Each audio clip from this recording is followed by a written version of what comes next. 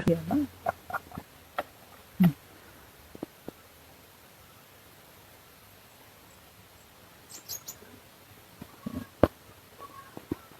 सदा स्वामी,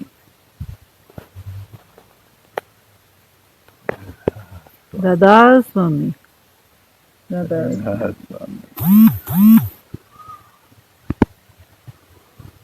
आज हम सब गुरु पूर्णिमा पे यहाँ ऑनलाइन सत्संग महाराज जी से आग्रह किया, और आज गुरु पूर्णिमा पे महाराज जी के आपको ऑनलाइन दर्शन हो रहे हैं।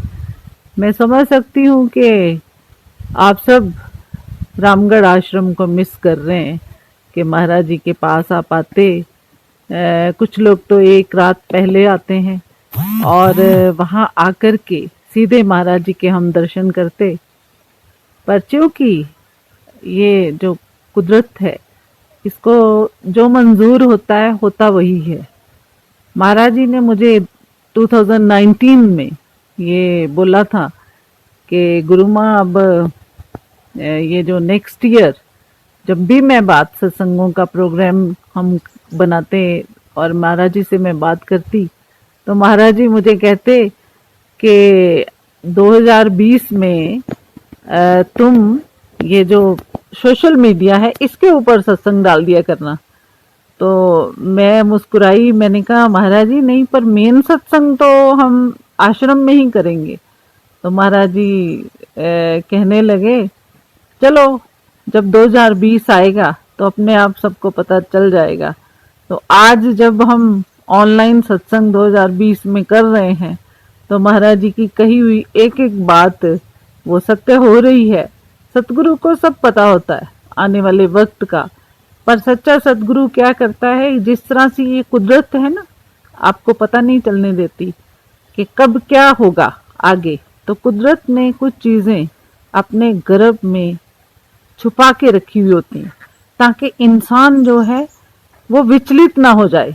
अगर तो अच्छी अच्छी चीजें होंगी तो हमें खुशी रहती है, और अगर कुछ ऐसा आभास होता है कि कुछ ऐसी चीज होने वाली है जो कि आपके हिसाब से नहीं है, तो उससे आम इंसान जो होता है ना, जिसको ज्ञान नहीं होता, वो विचलित हो जाता है।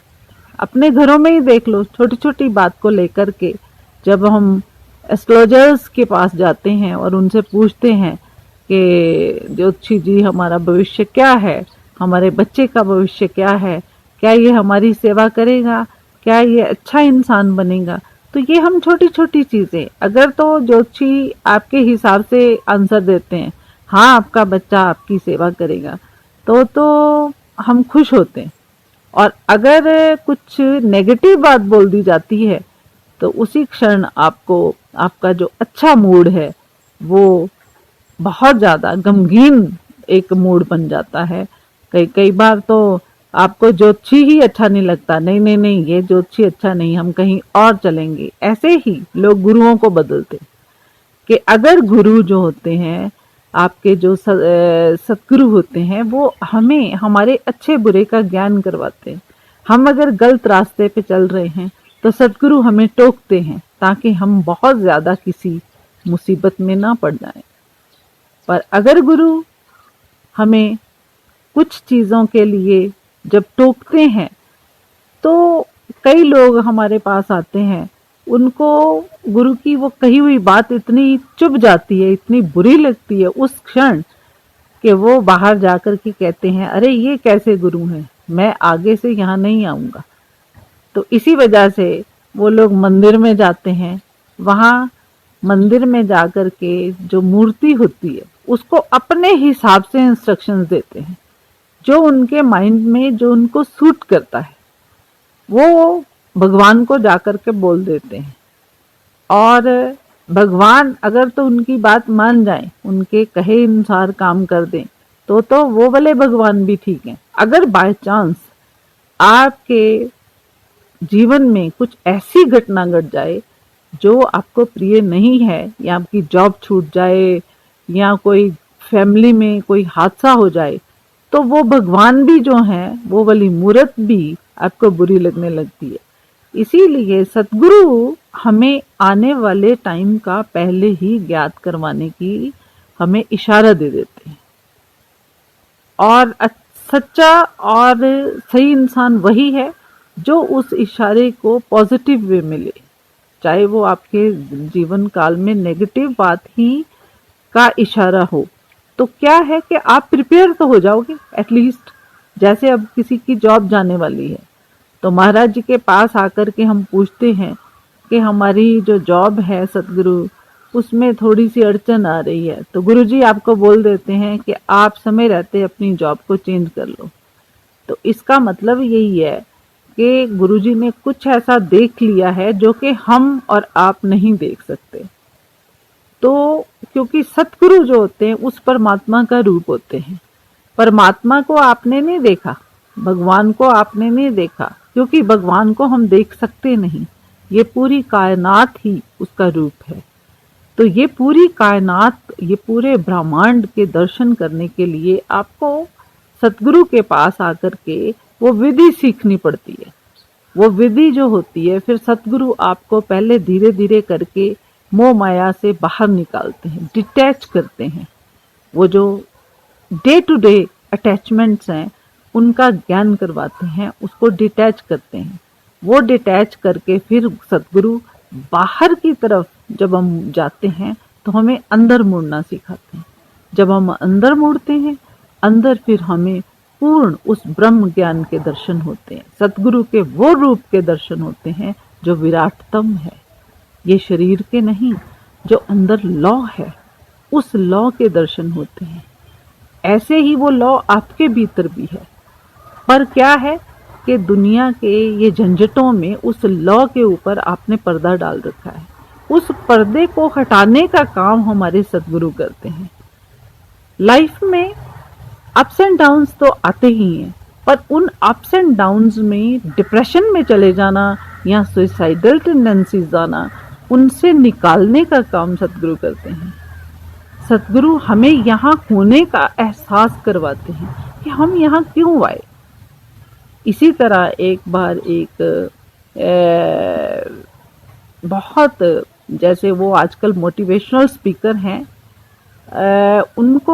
उनका एक्सीडेंट हो गया और मैं नाम नहीं लूँगी उनका।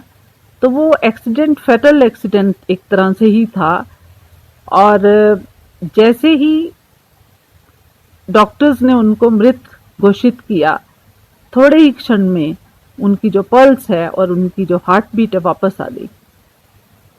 अब डॉक्टर्स ने उनको ये बोला जब वो 6-7 दिन में कोमा से बाहर आए कि अब आपने होल लाइफ व्हीलचेयर पे रहना है, आपकी जो लाइफ है अब एक क्रिपल हो गई है, इसी तरह से आपको जीना पड़ेगा जब तक आप जियोगे। अब ये जो व्यक्ति, चूंकि जो कहते हैं ना, जिस इंसान ने रास्ता चुनना है या निकालना है वो अपने सतगुरु के कहे अनुसार बहुत दुविधा से भी उस रास्ते को निकाल लेते हैं। कृपा सतगुरु की होती है।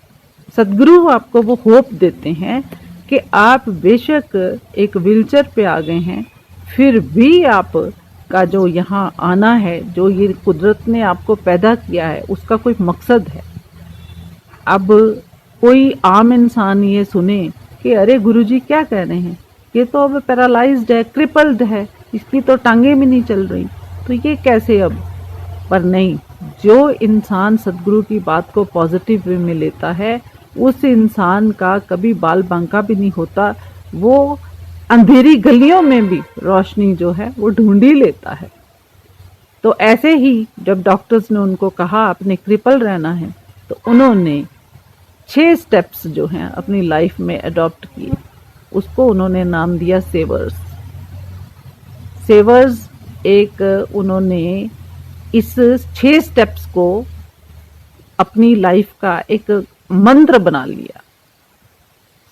सेवर्स, S for silence, A for affirmation, V for visualization, E for exercise, R for reading and S for subscribing। अब मैं पूरी डिटेल में आपको फिर कभी समझाऊंगी, पर ये जो साइलेंस, एफर्मेशन, विजुअलाइजेशन, एक्सरसाइज, ये जो 6 स्टेप्स हैं उन्होंने अपनी लाइफ के हिस्सा बना लिया और ऐसा उन्होंने अपनी लाइफ को मोटिवेट किया कि 2008 में उन्होंने ओलंपिक में जो अल्ट्रा मैराथन रेस है उसको जीता, उसका मेडल लिया। अब वो मोटिवेशनल स्पीकर हैं। वो अपने साथ जो उनका एक्सीडेंट हुआ उस एक्सीडेंट की पूरी वो एग्जाम्पल दे करके और ये 6 स्टेप्स आम इंसान को समझाते हैं कि हम क्रिपल होकर के भी, जो हमारा शरीर क्रिपल हुआ है पर माइंड हमारा अभी भी काम कर रहा है, उस मस्तिष्क, उस माइंड के सहारे हम जग जीत सकते हैं। हम वो काम कर सकते हैं जो हम करने के योग्य हैं। अब मोटिवेशनल स्पीकर भी कोई, जो ये भी सदगुरु ही होता है, ये भी एक मार्गदर्शक है जो कि आपको अंधेरी गलियों से रोशनी दिखाता है। ऐसे ही सदगुरु हैं। सदगुरु परमात्मा का दूसरा रूप है। जैसे सुखमनी साहब में संत की इतनी महत्ता बताई है। सुखमनी साहब कभी आप सुने, आपको समझ भी आ जाएगा। ऑनलाइन आजकल तो सब कुछ है। उसमें बताया है कि संत जो होते हैं, जब हमारी जीवन में सदगुरु होते हैं तो उसका होना ही हमारे जीवन में हमारे कई कई जो दुख काट देता है, हमारे जो कर्म काट देता है, हमसे जो बुरे चीजें कई बार अनजाने में हो जाती हैं उसके बारे में हमें ज्ञात करवाता है, ताकि हम लाइफ में किसी को दुख न दें, किसी को कष्ट न दें और हमारे होने का एहसास कराते हैं सदगुरु। जीवन एक ही जीवन नहीं है, आगे भी है ये यात्रा। कुछ लोग कहते हैं अरे मैं 50 साल का हो गया, अब मैं क्या करूंगा। अब मैं भी सोच सकती हूँ अरे मैं भी अब 50+ हो गई हूँ, मैं क्यों करूं। पर महाराज जी ने कहा नहीं, जड़ी बूटियां लेकर के मेरे बच्चों को दो, क्योंकि उनको पता था आगे कोरोना आने वाला है। हर इंसान कहता है अरे गिलोय पियो, अरे तुलसी पियो, लौंग पियो, पर गुरुजी ने हमें 2019 में, in the beginning of 2019, Guruji told me कि गुरु माँ बच्चों के लिए जड़ी बूटियां इकट्ठी करो और इनको मुहैया करवाओ। जैसे शुगर हो गई, बीपी हो गया, कोलेस्ट्रॉल हो गया, ये जो बीमारियां हमें घेरे रखती हैं, इससे क्या है हम हॉस्पिटल्स के चक्कर काटते हैं। तो देखो 2019 बिगनिंग में गुरुजी ने मेरे को ये जड़ी बूटियों का ज्ञान करवाया, कृपा की, आपके लिए कृपा की, और मैंने ये सारी जड़ी बूटियां इकट्ठी करके आपके घर घर तक पहुंचा दी, ताकि आप इनको लो बिल्कुल प्योर फॉर्म में और आपकी इम्यूनिटी स्ट्रांग रहे। And we are very lucky कि आज तक मुझे एक भी टेलीफोन नहीं आया कि किसी को कोरोना हो गया है या कोरोना से किसी की डेथ हो गई है। और मैं उम्मीद करती हूँ कि आगे भी जब आप गुरुजी के कहे हुए रास्ते पे चलेंगे, थोड़ा सा सोशल डिस्टेंसिंग एंड प्लस आपकी डाइट उसको ठीक रखेंगे, जड़ी बूटियों का सेवन करेंगे, तो आपकी इम्यूनिटी स्ट्रांग रहेगी। 1-2 फोन आए कि जो लोग जिनकी डाइट ठीक नहीं है या वो जड़ी बूटियां ले नहीं रहे थे, तो पर वो भी गुरुजी की कृपा से ठीक हो गए। तो आगे भी मैं आज गुरु पूर्णिमा वाले दिन गुरुजी से आग्रह करती हूँ कि आपके ऊपर हमारे सतगुरु जो कि परमात्मा का रूप है, हमें सीधा सच्चा बिल्कुल सिंपल रास्ता बताते हैं। उस आगे कुदरत के मार्ग और परमात्मा के मार्ग पे चलने का, परमात्मा के मार्ग पे चलने का रास्ता यही है कि सबसे पहले अपने माता पिता की सेवा करो। पहले गुरु वो होते हैं, फिर हमारे स्पिरिचुअल गुरु जो हमें इस परमात्मा का ज्ञान करवाते हैं, जो कि असली ज्ञान है। हम आपको महाराज जी ब्रह्म ज्ञानी बनाने के लिए अपना कीमती समय अपनी कुटिया में से निकल करके, अपनी तपस्या को छोड़ के आपसे रूबरू होते हैं।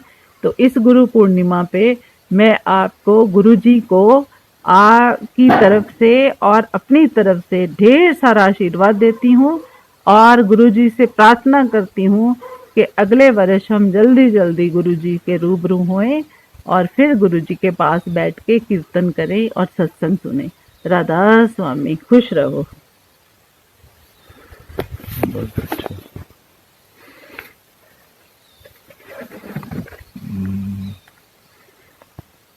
बैठे हैं लोग,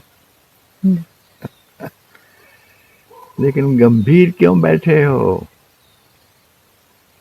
गंभीरता शोभा नहीं देता इंसान को। पूर्ण रूप से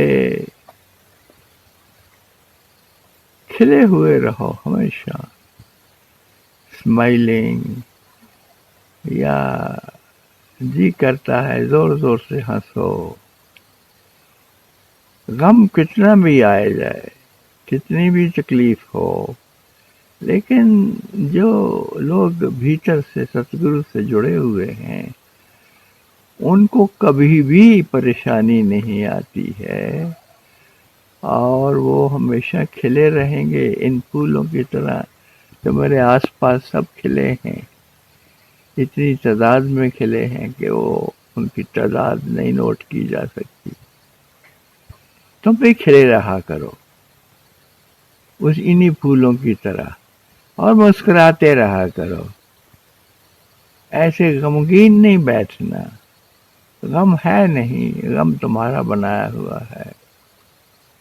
मैं फिर से एक बार इस भयंकर कोरोना काल में, इस दुखद काल में तुम्हारे सन्मुख आ रहा हूँ।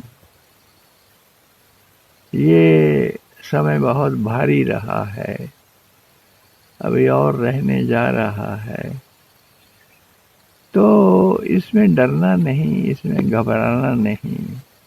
घबराहट किस बात की? ये हम ही ने बनाया है। इसको कोरोना कह लो या किसी और का नाम दे लो, ये जो बीमारी है, महामारी है, इसके निर्माता हम ही हैं, हम ही ने बनाया है। अब इससे डरना क्या? ये एक परिवर्तन है। कुछ लोग जा रहे हैं, कुछ लोग नए आ रहे हैं, तो ये क्रम चलता रहता है जीवन में।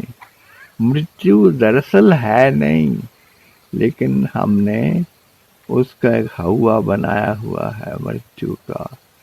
मृत्यु है नहीं, जन्म है नहीं, ये बस यात्रा है।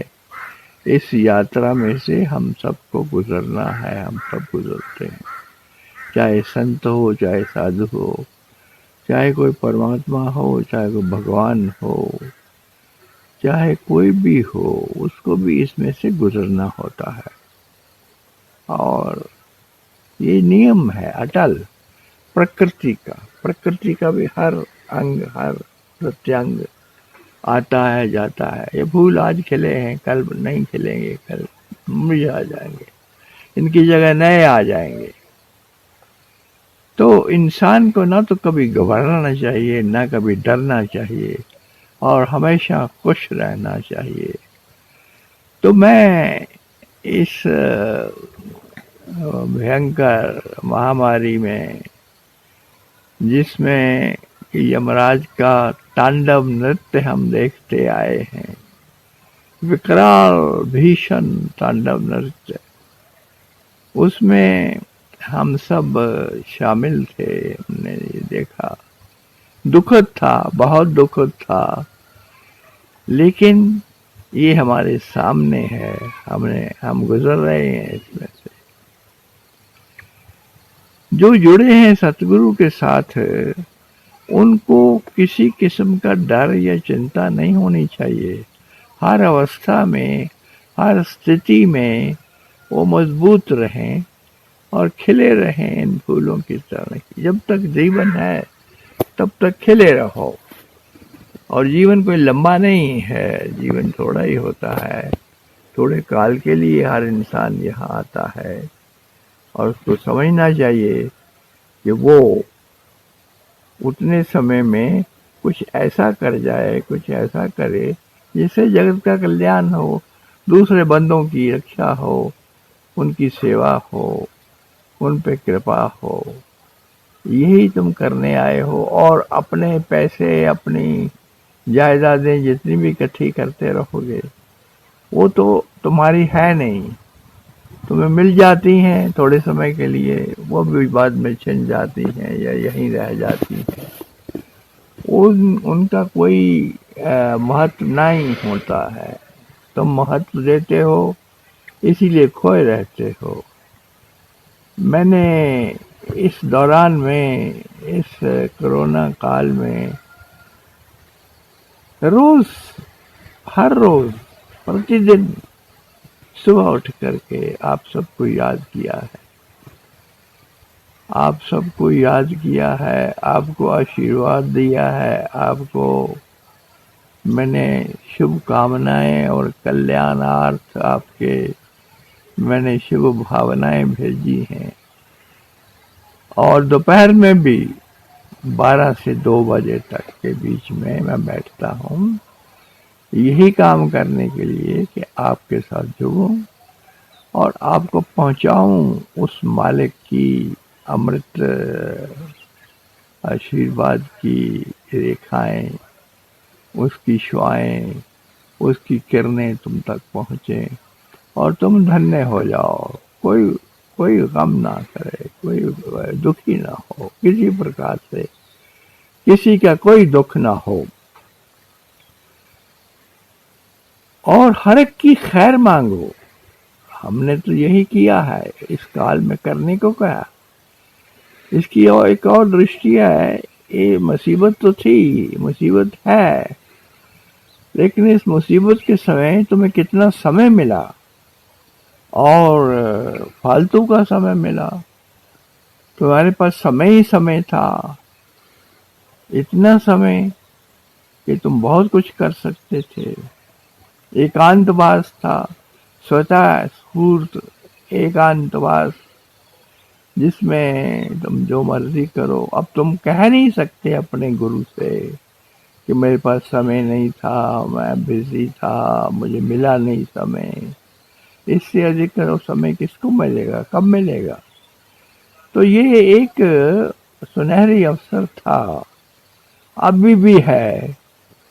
और जो अपने को संवारना चाहते थे, अपने को अच्छा बनाना चाहते थे, या पहले से अपने आप को उठाना चाहते थे, ऊपर उत्थान करना चाहते थे, उद्धार लिए किसी प्रकार की तकलीफ से बाहर निकालने की दुविधा जो थी, उसको दूर करने की क्या आपने की है कोई बात?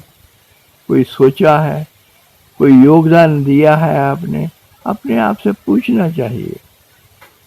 और फिर ये देखो, इस काल में मैंने कहा कि एक प्रार्थना, पीछे भी क्या कहा हटा हूं मैं, पिछले सत्संग में मैंने आपसे कहा था कि सुबह, दोपहर, शाम समय आपका है, आपको एक समय निकालना चाहिए और उस समय में आप उस मालिक के प्रति झुक जाओ, अपने सतगुरु के चरणों में झुक जाओ।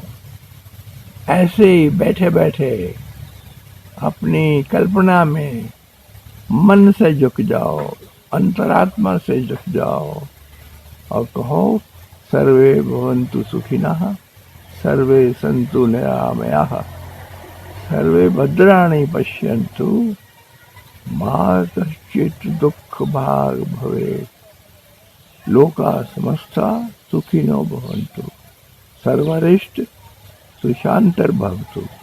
सबका भला मांगो, सबका भला मांगो।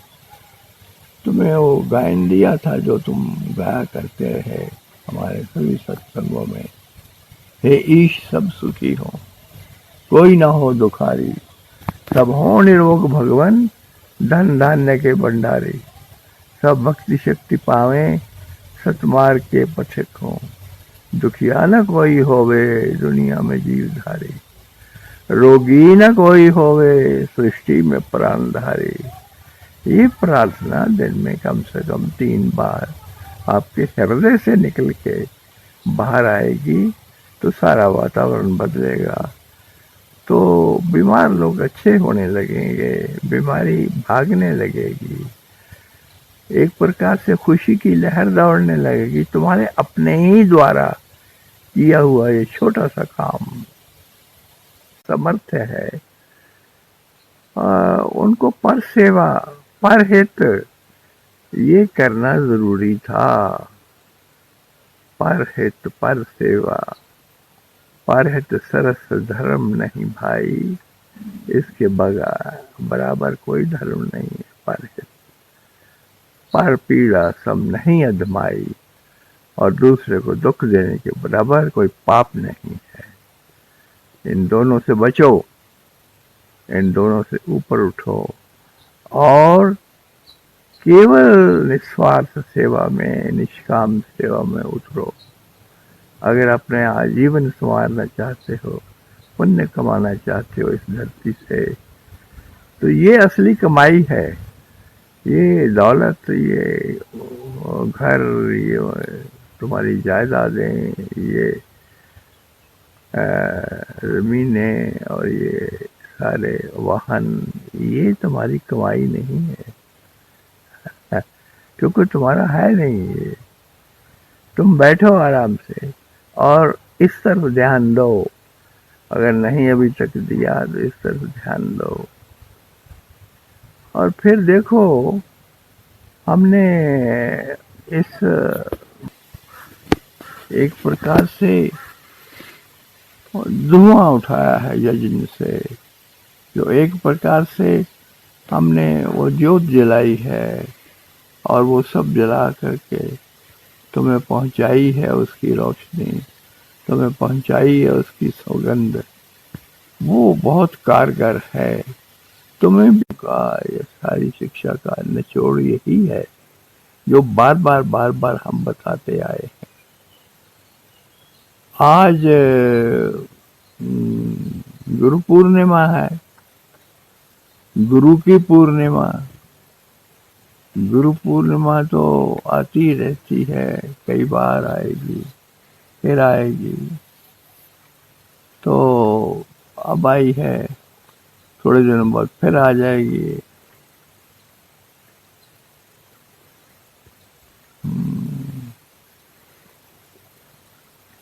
जल है ये, जल।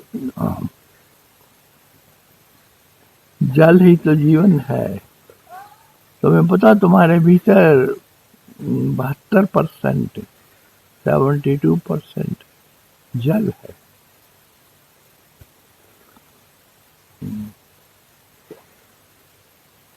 ये जल है। सुबह से हमने जल लिया नहीं था, तो शायद इसलिए गुरु माँ आकर के थोड़ा सा जल ले गई है। तो मैं ये कह रहा था कि आप बिना किसी की बात सुने अपने ऊपर ध्यान दो, अपना उत्थान करो। आज गुरु पूर्णिमा है। गुरु पूर्णिमा का अर्थ ये होता है कि जैसे पूर्णिमा का चांद आकाश में चमकता है, वैसा ही चांद तुम्हारे भीतर चमका देता है सतगुरु। अगर तुम सतगुरु से जुड़े हुए हो, वो प्रकाश देता है। प्रकाश जो ठंडक देता है, वो वाला प्रकाश नहीं जो गर्म करता है, तपाता है और तुम्हारा पसीना पसीना बहा देता है। नहीं, एक प्रकार से शांति, सुख, आनंद और ठंडक देने वाला वो प्रकाश तुम पर भेजता है। उसका अपना तो कुछ नहीं, ना सतगुरु का यह प्रकाश नहीं है। प्रकाश वो लेता है ऊपर से, सूर्य भगवान से, आकाश से, अंतरिक्ष से वो लेता है और लेकर के उससे भर जाता है और तुम तक वो छोड़ देता है। यही काम सतगुरु करता है। वो उसका वाहक है। गुरुर्वा परमेश्वरी अनुग्रहिका शक्ति ही। गुरु जो है उसी मालिक की शक्ति बन के आता है और उसकी इसी की शक्ति को वहाँ पहुँचाता है जहाँ जहाँ अधिकारी हैं या जहाँ उसकी ज़रूरत है और जहाँ उसका फायदा हो सकता है, लाभ हो सकता है। ये देख करके वो ये सब काम करता है।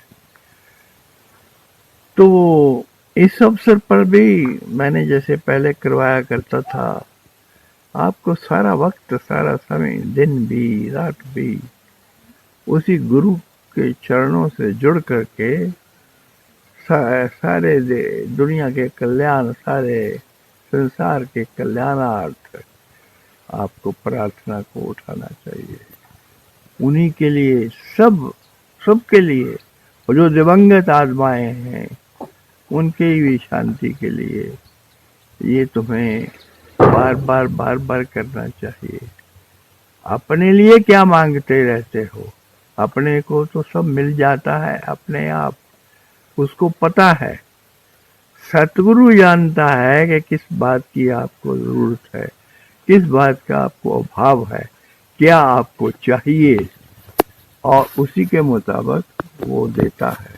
जो इंसान मांग रहा है, क्या पता वो क्या मांग रहा है? वो जहर अपने लिए मांग रहा है, वो मौत मांग रहा है, उसको पता नहीं है, वो अज्ञानी पुरुष है और उसको किसी बात का कोई इल्म नहीं है।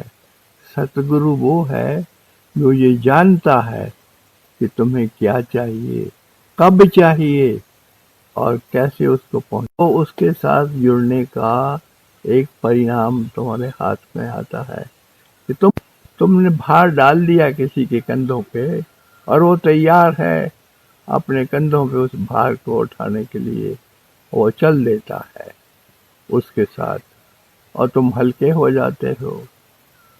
अब इस गुरु पूर्णिमा पर तुमने जो समय है अपना गंवाना नहीं है, और इसके बाद का भी समय जो आएगा उसको भी गंवाना नहीं है। एक एक पल कीमती है, कल का पता नहीं, कल का भरोसा नहीं। इधर से बहुत सारे तूफान उठ रहे हैं सारी दुनिया में, दाएं से बाएं से, ऊपर से नीचे से, चाहे वो धरती है चाहे वो सागर है।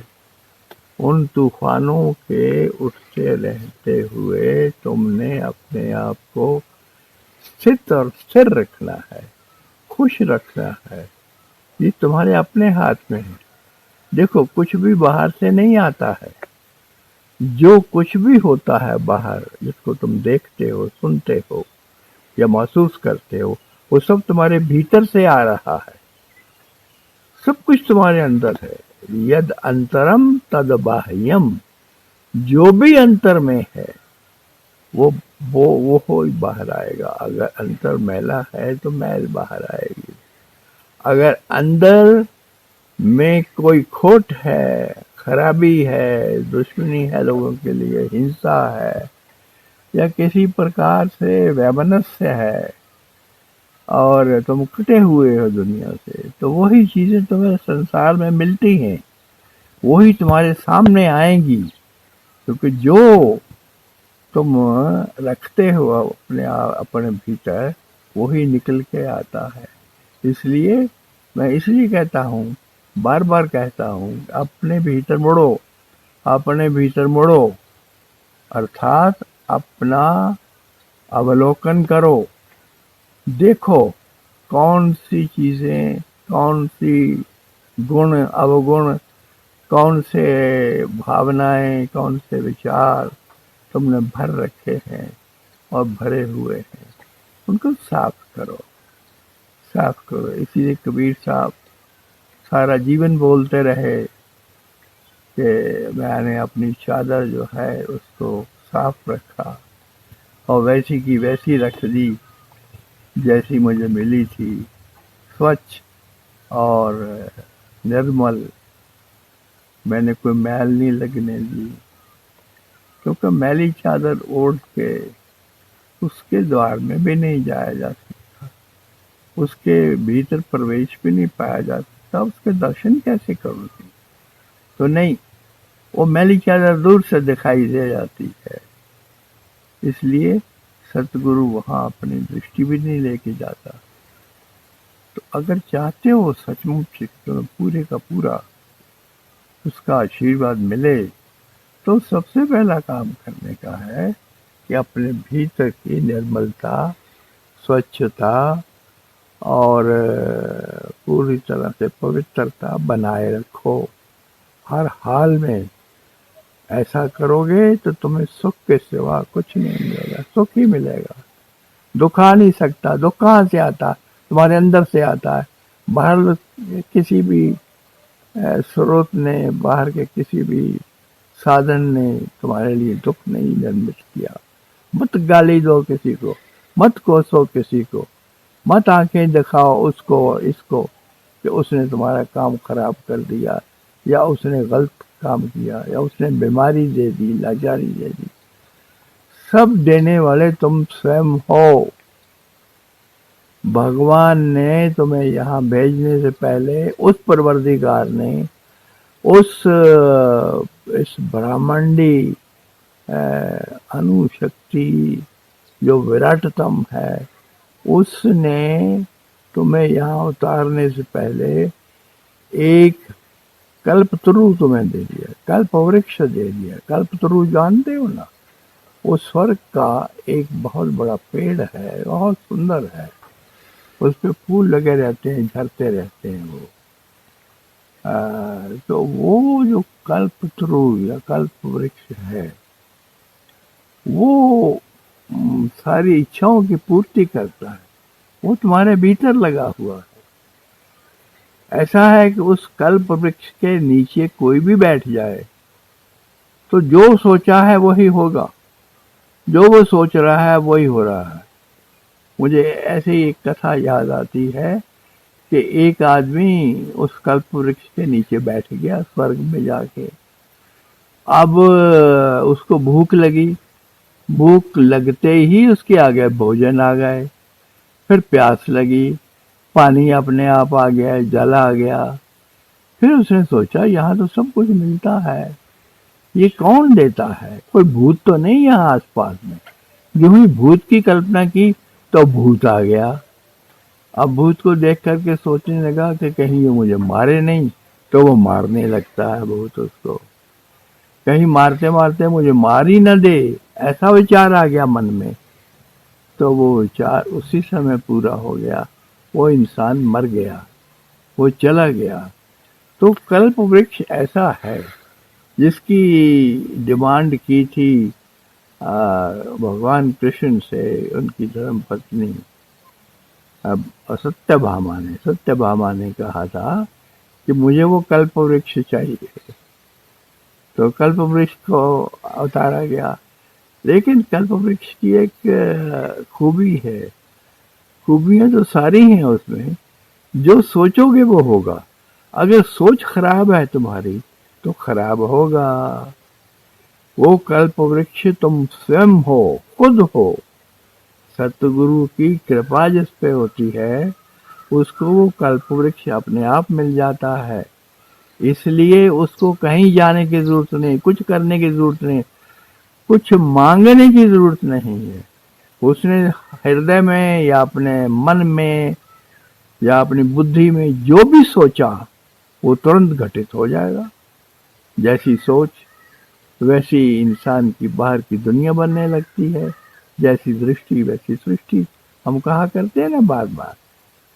तो जैसा तुम्हारा भीतर का प्रवेश होता है वैसे ही तुम्हारा संसार बनने लगता है। अगर तुम सुख लेना चाहते हो, अपने विचारों को विधायक और ऊंचा करो और अच्छे करो, अच्छे से अच्छे विचार सोचो, भावनाएं अच्छी से अच्छी उठाओ और उनके कारण तुम्हारा सारा जीवन बदलने लगेगा। ये भूलना ही नहीं चाहिए। जिसको सतगुरु मिला हुआ है, उसको कल्प वृक्ष मिला हुआ है, वो तुम्हारे घर में आ गया है, तुम उसी के नीचे बैठे हो और सोचते ही जो सोचोगे, सोचते ही सब वो बातें पूरी होने लगेंगी। इसकी मैं तुम्हें गारंटी दे सकता हूं। अगर तुम सच्चे मन से, सच्चे हृदय से, सच्ची अंतरात्मा से अपने सतगुरु से जुड़े हो और उसको हर दम याद रखते हो, भूलते नहीं हो, तो वो जो हरदम याद रखना है वही सिमरन है। उसी को सिमरन कहा है हमने अपनी भाषा में। तो वो सब कुछ देने वाला है, सब आ जाता है तुम्हारे पास, किसी चीज की जरूरत ही नहीं है। यहाँ तुमने कल्पना की या यहाँ तुमने सोचा कि मैं बलवान बन जाऊं, तुम बलवान बन जाते हो पलों में। ये पलों में घटना घटती है।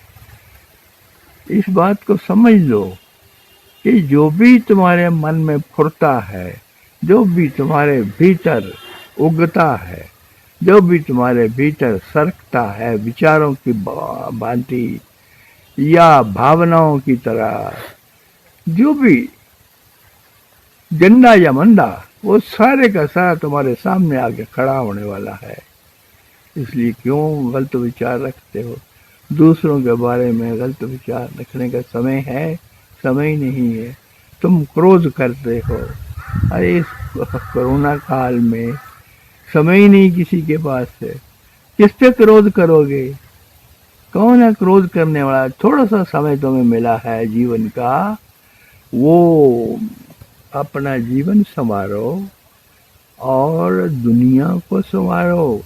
जो स्वयं सुधर गया, संवर गया, वही सारे संसार को ये दे सकता है अपनी ऐसी शक्ति जिससे कि संसार सुखमय हो जाए, आनंदमय हो जाए हर इंसान के लिए, हर इंसान के लिए।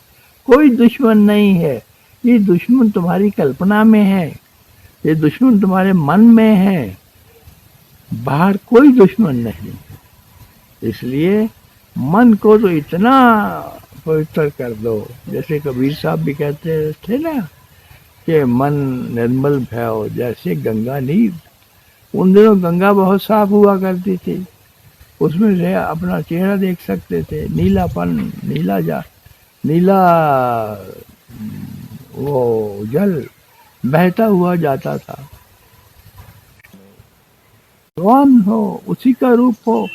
सतगुरु के पास जाने की जरूरत ही नहीं है। सतगुरु तुम स्वयं बन गए। तुम स्वयं सारी शक्तियों को करने वाले, धरने वाले खुद बन गए। और तुम्हें क्या चाहिए?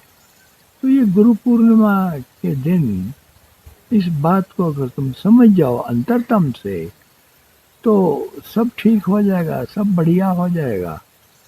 और ये भी देखना कि समय बीत रहा है, समय को मत गंवाना। गंगा के जिस जल में तुमने आज अपनी झोली फैलाई है या अपनी अंजलि फैलाई है, उस जल को लेने के लिए, वो जल फिर दोबारा नहीं आएगा। गया गया गया।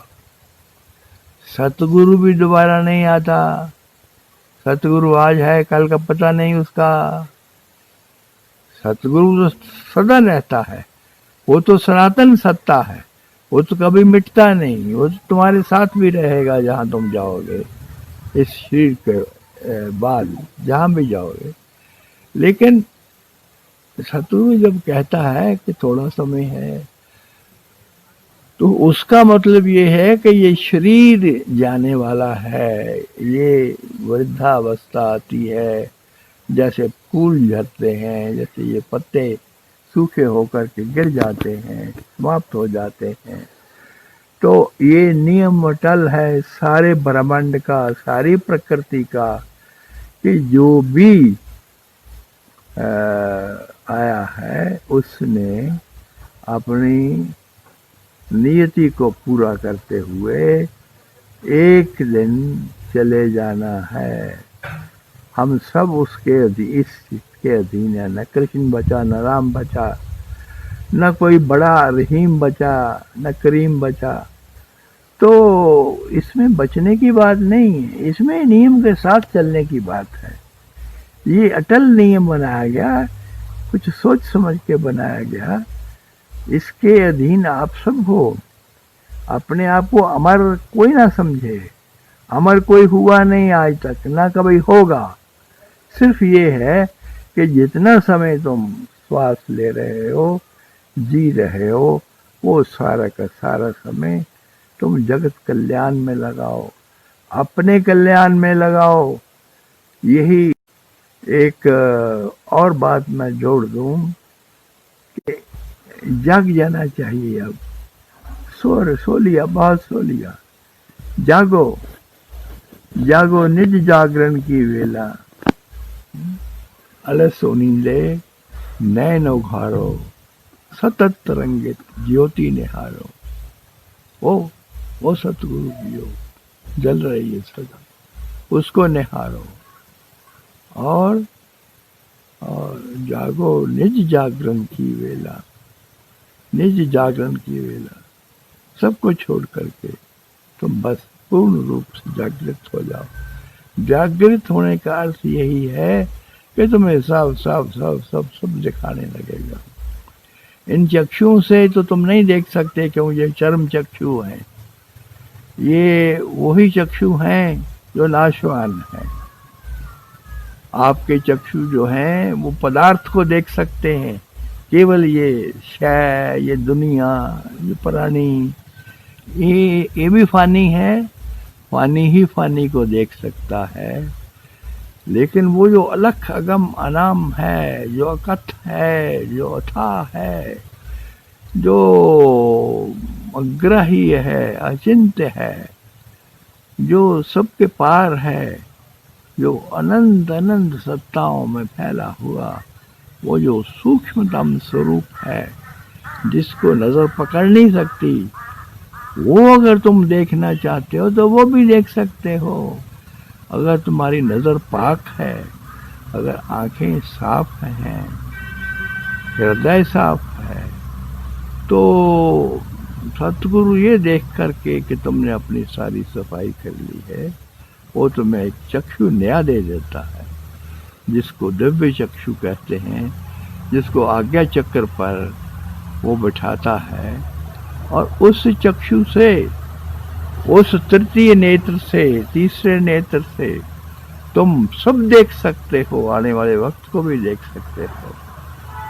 लेकिन वो सत्ता उसी को मिलती है। एक कल्प वृक्ष की भी सत्ता उसको मिलती है जो इसका अधिकारी हो, जिसने अपनी सफाई कर ली है। नहीं तो कल्प वृक्ष तुम्हारे पास अगर जगा दिया जाए कि सुनो, देखो, जाग जाओ तुम, ये रहा कल्प वृक्ष तुम्हारे भीतर ही है, तो तुम क्या करोगे? तुम उसी आदमी की तरह गलत सोच लोगे और अपना नुकसान कर लोगे पूरी का पूरा। ऐसा नहीं करना। वो उसी को मिलता है जो अधिकारी है। जब देख लिया कि सब साफ है, जब देख लिया कि सब साफ है, तो वो सतगुरु कृपा करता है, वो तुम्हें वो कल्प वृक्ष भी दे देता है, वो तृतीय नेत्र भी मिल जाता है तुम्हें, तुम आर पार देख सकते हो। ये शक्ति तुम्हारे भीतर ही है, सिर्फ इसको जगा देता है। सिर्फ इसको एक अपनी छोटी सी कृपा की किरण से उसमें शक्ति भर देता है, फिर से उसको जगा देता है, जो बंद है उसको खोल देता है। ये होता है उनके द्वारा जो समर्पित हैं, जो शरणागत हैं, वो कर सकते हैं इसको। और तुम क्या चाहते हो जीवन में, बताओ क्या चाहते हो? क्या चाहिए इंसान को? मैंने कहा ना, वो सब तुम्हारे पास है, वो सब तुम्हारे पास है। तुम केवल अधिकारी बन जाओ, उसको खोल लेने के, सतगुरु के हवाले कर दो, वो खोल देगा। लेकिन ऐसे नहीं खोलेगा जैसे तुम हो, तुम्हें स्वच्छ करेगा, धोएगा।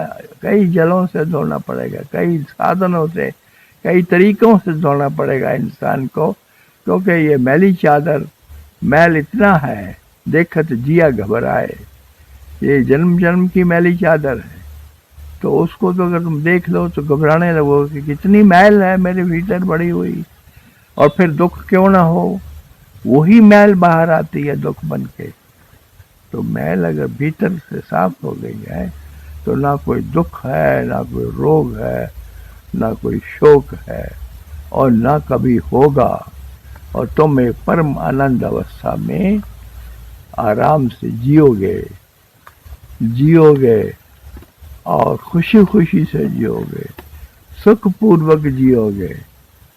ये गुरु माँ ने जिक्र किया अपनी दवाइयों का, हाँ, जो इन्होंने बनाई है आपके लिए, अपने लिए नहीं, आपके लिए ढूंढ ढूंढ के कहाँ कहाँ से वो जड़ी बूटियाँ, वो हर्ब्स इकट्ठी की हैं।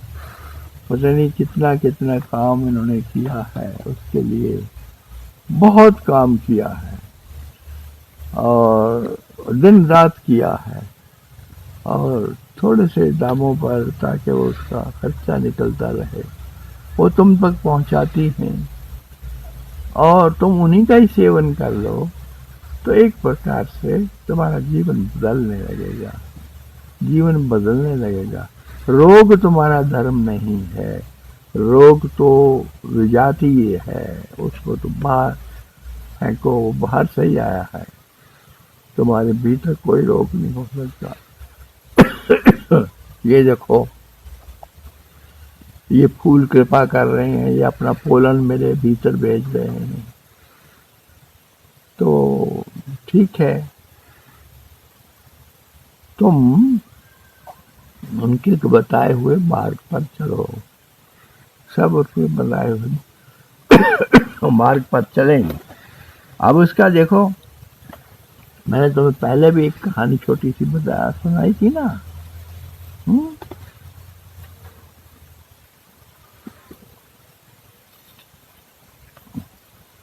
कहानी क्या, वो सच्चाई है। एक अंधा यात्री थक जाता है, रात हो जाती है, वो किसी सराय में ठहर जाता है और अचानक दुर्भाग्यवश उस सराय में आग लग जाती है।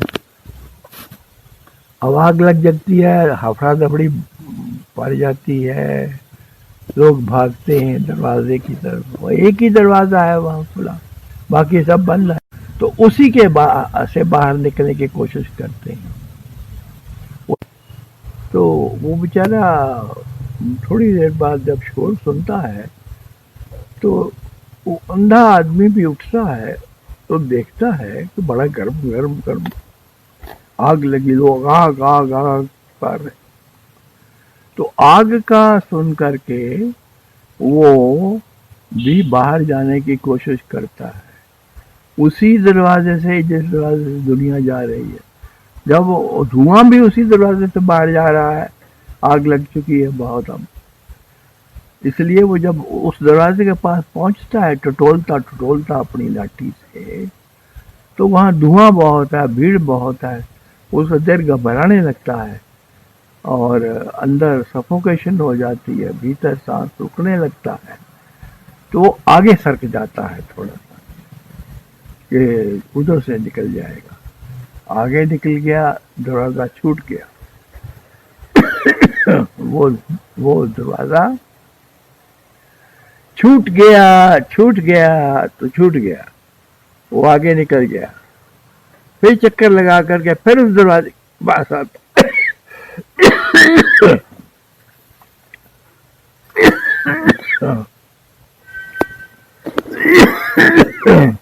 एक खांसी आज तक तो आई नहीं।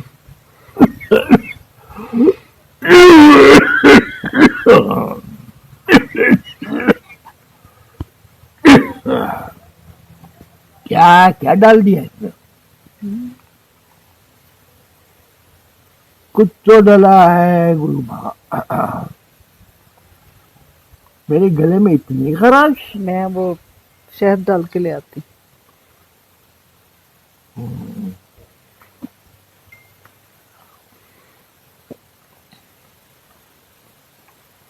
ये खराश भी शुभ है, इस शरीर को आती है ना, जो मरण धर्मा है, जो कभी मरता नहीं, जो सदा सनातन है और सदा सदा के लिए है। सब दुनिया चली जाएगी, वो रहेगा, वो हमेशा रहेगा, फिर भी रहेगा। इसीलिए मैं तुम्हें यकीन दिलाता हूं कि तुम कहीं भी जाके छिप जाना, मैं तुम्हारे साथ हूंगा, कहीं भी चले जाना। सतगुरु कभी नहीं छोड़ता उसको जो उससे जुड़े हुए हैं, जो उससे प्रेम में पड़ गए हैं, जो उसकी भक्ति करते हैं। भक्ति कुछ भी नहीं, बस उसको याद रखना। और अगर वो याद रहता है तो वो तो तुम्हारा पीछा करेगा जहां भी तुम जाओगे। वो पीछा क्या है, तुम्हारे साथ वो लेगा। तुम्हें कोई कष्ट ना आए, तुम गिरो नहीं, तुम्हें किसी प्रकार की चोट ना लगे, इस सब प्रकार का ख्याल रखते हुए वो तुम्हारे साथ है, सदा है। अब वो बेचारा क्या करे, वो अंधा आदमी, वो कुछ नहीं कर पाता।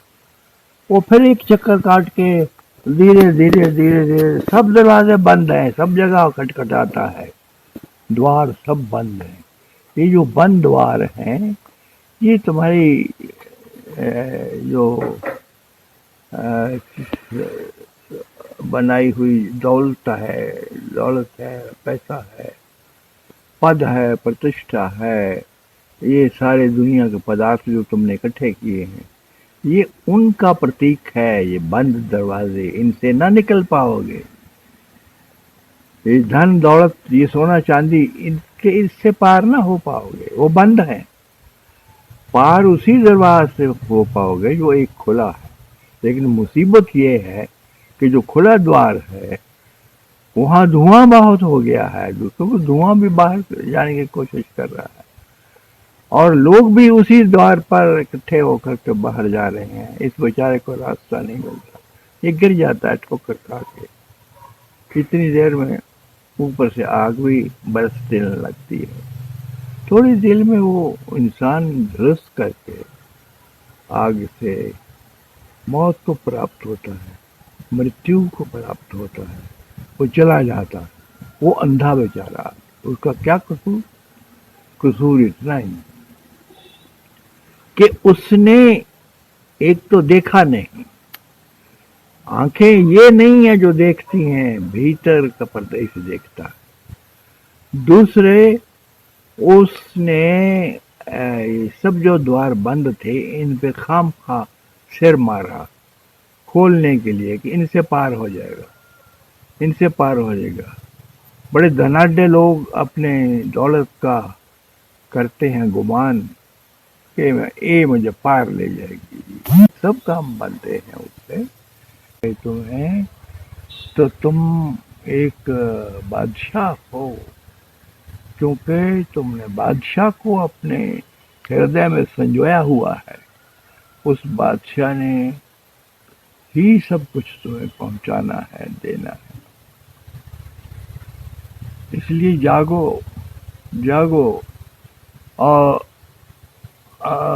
सतगुरु की आवाज को सुनो। आज के दिन सुन लो, गुरु पूर्णिमा के दिन ही उस सतगुरु की आवाज को सुन लो और उसको समझ लो और उस पे चलने लगो, तो तुम पहुंच गए। तुम बड़ी सी बड़ी मुहिम को भी फतेह कर लोगे, तो बड़े से बड़े किले को भी फतेह कर लोगे। कुछ भी बियॉन्ड नहीं है, कुछ भी पार नहीं, तुम ही सब कुछ है। लौटो अपने पर, लौटो अपने पर। जितना तुम बाहर से ढूंढने की कोशिश करते हो, खुशी को, आनंद को, सम्मान को, मान को, वो सब अस्थाई हैं और उन पे निर्भर नहीं रहा जा सकता। आज है कल नहीं है। जो सनातन है, जो सदा है, जो तुम्हारे बनाने वाले ने शुरू से ही तुम्हारे अंदर बैठा रहा, तत्सृष्ट्वा तदेवानुप्राविश्य, जो पहले से ही वहां बैठा है, इस धरती पर उतरने से पहले से ही वो कल्पतरु लगा दिया गया था। अब वो आच्छादित है तुम्हारी वासनाओं के कारण। इंद्र अग्रवाल जी ने कुछ किताबें और तुम्हारे वो सब उसके क्या करेंगी किताबें? गुरु माँ कह रही हैं कि इंद्र अग्रवाल जी महाराज ने, वो महाराज हैं, उन्होंने मेरी कुछ पुस्तकें जो कि पड़ी हुई थी शेल्फ पर, उस पर मिट्टी धूल जम रही थी, कौन पढ़ता, तो उनको किसी को एक एक को उठा करके वो लोड किया है, अपलोड कर दे, जिसको कहते हैं अपलोड किया है ये चैनल पर, ये टेलीविजन पे। ये टेलीविजन ही है ना, ये जो वो छोटा सा आ, ये क्या है छोटा सा, फोन ये में। टेलीफोन है, ये मोबाइल है। तो ठीक है, उनका आभार प्रकट करता हूँ मैं। तो आपको सूचना देने के लिए कहा सम्मान है। सूचनाएं तो ऐसे बहुत है जीवन में, रास्ते सतगुरु ने हर सत्संग में तुम्हें दिए हैं, जिनके ऊपर तुम चल के पहुंच सकते हो। एक रास्ते पर चलना। रास्ते इसलिए अलग अलग दिए हैं कि लोग अलग अलग हैं, कि अनंत लोग हैं, असंख्य लोग हैं, और आने वाले समय में और आएंगे, आते जाएंगे आते जाएंगे। तो तुम के नित नई पौध उठती है, नित नई शक्लें सामने आती हैं, नित नए जीव आते हैं। तो सबके लिए रास्ते चाहिए। तो वो रास्ते सतगुरु ने तुम्हारे लिए मुहैया किए हुए हैं। जब भी तुम्हें होश आए, तुम जाग जाओ पूरी तरह से। जैसे कि वो आह्वान दे रहा है, जागो जागो, जागरण की वेला, जाग जाओ, तो सब हो जाएगा। अपने खान पान को सादा रखो, सात्विक रखो, और थोड़ा खाओ, और चबा चबा के खाओ। वो हमारे यहाँ कहावत थी एक बचपन में कि eat your liquids, drink your solids. उसका मतलब ये है कि जो पेयजल, जो पेय पदार्थ आप पीते हो, वो जैसे खाना खाते हैं चबा चबा के, वैसे लो, और खाने को लिक्विड बना करके पियो। ये शिक्षा शुरू से रही है, क्योंकि चबाने की कोई क्रिया तुम्हारे स्टमक में, तुम्हारे पेट में, तुम्हारी जठराग्नि में नहीं है। तो वहाँ ऐसा करोगे, तुम्हारा स्वास्थ्य और अच्छा हो जाएगा, और अच्छा हो जाएगा। और अपना ख्याल रखो, इधर उधर से खाना न खाओ। आज जो तुम बैठे हो यहाँ, ये क्या है?